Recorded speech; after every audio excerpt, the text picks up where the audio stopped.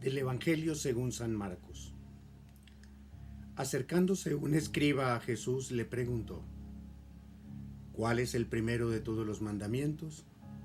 Jesús le contestó: El primero es: Escucha, Israel, el Señor nuestro Dios es el único Señor, y amarás al Señor tu Dios con todo tu corazón, con toda tu alma, con toda tu mente y con todas tus fuerzas. El segundo es: amarás a tu prójimo como a ti mismo. No existe otro mandamiento mayor que estos.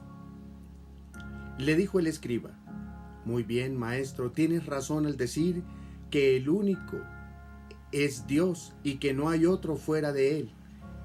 Y amarle con todo el corazón, con toda la inteligencia y con todas las fuerzas, y amar al prójimo como a sí mismo, vale más que todos los holocaustos y sacrificios. Y Jesús, viendo que le había contestado con sensatez, le dijo: No estás lejos del reino de Dios. Palabra del Señor. Esta expresión que utiliza Jesús para hablarle al letrado siempre me ha parecido muy diciente. Resalto que con quien está hablando Jesús es un especialista de la ley, es decir, aquel que conoce el Antiguo Testamento, sabe explicarlo, sabe enseñarlo. Conoce a perfección la palabra revelada hasta ese momento. Cuando interactúa con Jesús lo hace, como ya hemos venido viendo estos días, sencillamente por tropezarlo, por verlo tropezar y entonces atacarlo.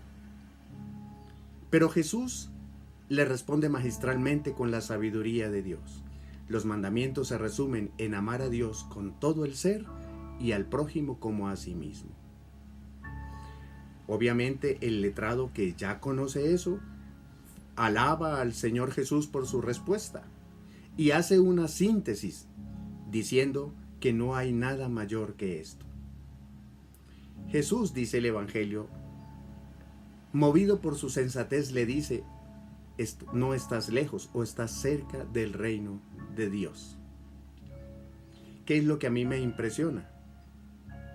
Jesús lo anima en últimas a que entienda que estar cerca no es estar dentro. ¿Cuál es el problema? ¿Cuál es la diferencia? En que tiene un conocimiento perfecto de la revelación de Dios y de la religión. Los letrados eran, además de conocedores de la revelación divina, también practicantes del culto. Pero ¿cuál es la diferencia? Que no acepta a Jesucristo. Se acerca a Él solamente para tentarlo y ponerlo a prueba.